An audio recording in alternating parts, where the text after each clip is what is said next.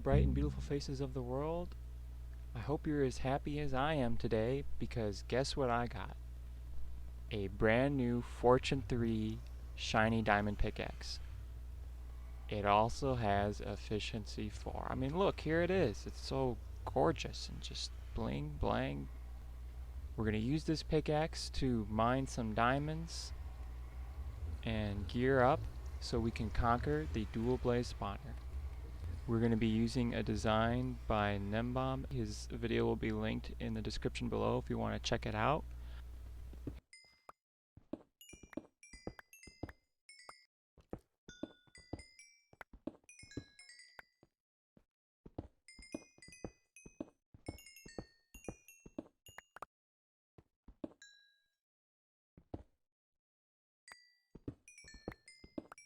It was a little rough in the beginning trying to clear all the blazes.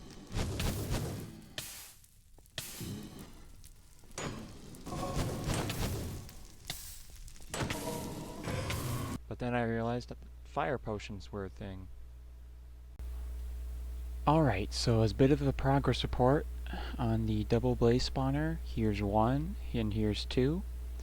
Right now I have them boxed up with transparent blocks, so how this is going to work is we're going to use their pathfinding to lure them to one side of the cube, and then they will drop down, because if a blaze sees a player, they will go up. So if they don't see a player, they'll just naturally fall.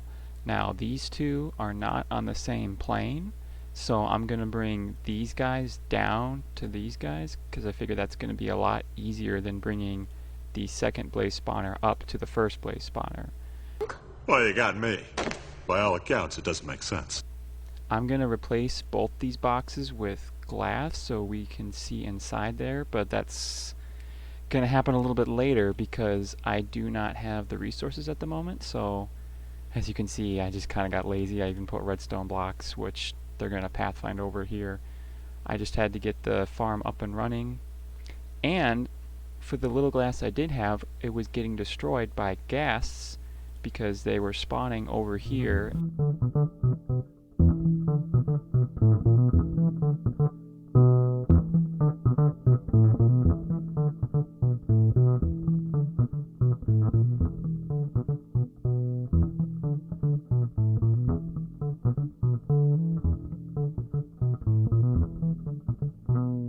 Yeah. So from there we have to remove all solid blocks. I believe it's 10 out and 7 up and down. So we're going to create a bigger cube, and that encompasses this little cube, which encompasses the spawner, which is barely visible right there. So I've got this one pretty much done. Then one of my pickaxes were about broken, so I got a couple more. I'm saving the Fortune 3 pickaxe for when I find more diamonds or coal, so that way I can profit off of that. I don't want to waste the durability because I do not have mending.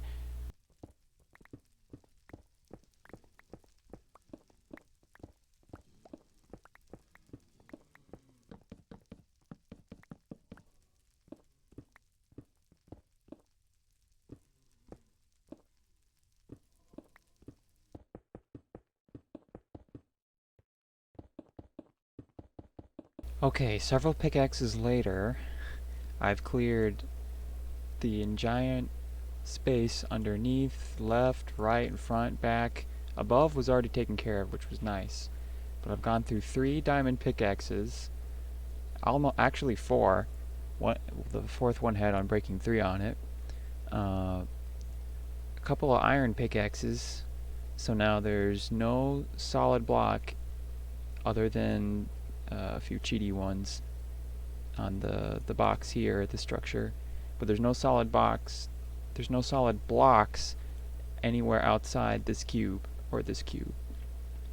Now I have these redstone blocks because I'm trying to figure out the space that overlaps both spawners, so we can barely see this one spinning and this one spinning. We can see it easier if we hit F3 and B, Now we can actually see their hitboxes.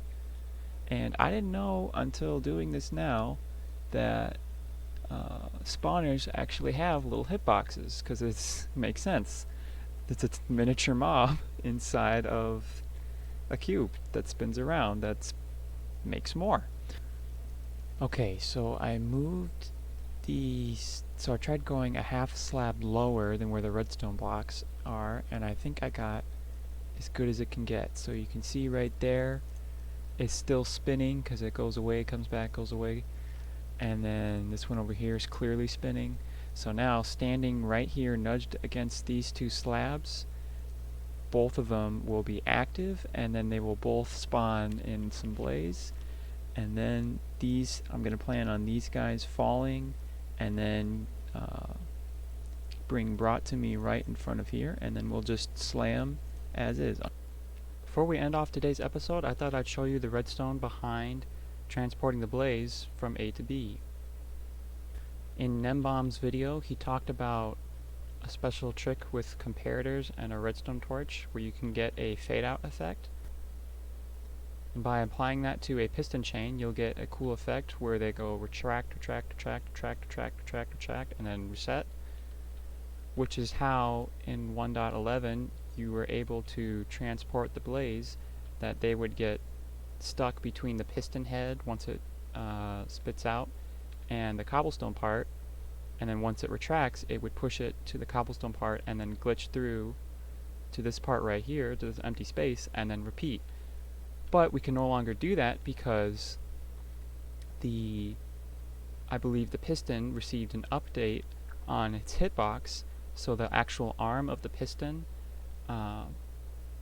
now just it has a hitbox, so now they just get stuck right here and get pushed back and forth, and that doesn't really help us anymore.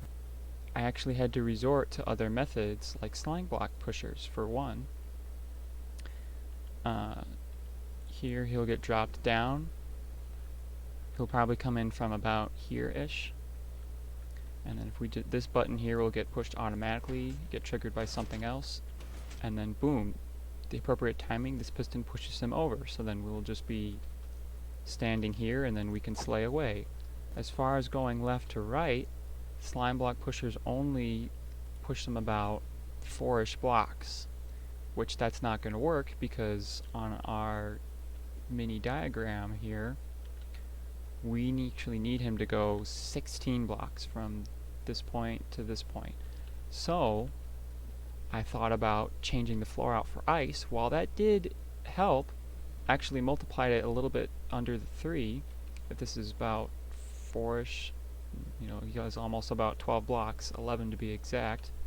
That did help, but that's still not enough because I need 16. So I remembered that entities push other entities. So here I actually have a bunch of minecarts. I think this is like 40-ish minecarts, and I wanted to see if this would push him. The answer is it does, but this only pushes him about 3, which is less than the first one, so this doesn't seem like a liable method. But if I increase the amount of minecarts, boom, he actually moves almost to the end of the space here. So this seems like the easiest solution to move them fast and quickly across a large number of blocks, in this case 16. The only problem with this is that the more entities you have here will actually lower the rates and lower your frame rates, and actually cause the server to lag, because the more entities there are, the more the server has to process.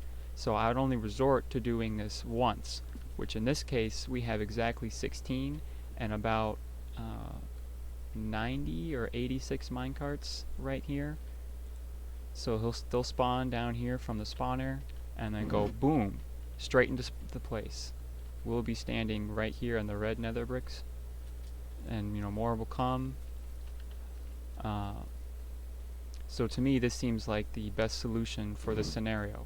Now the other scenario is that this spawner, this blaze spawner, is a lot closer to us than this one is, so we can actually do 11 blocks this way of ice, and then 11 blocks this way of ice, and use the slime block pushers. So we're not taking up too much of the server with lag, in that we have like 3 of these.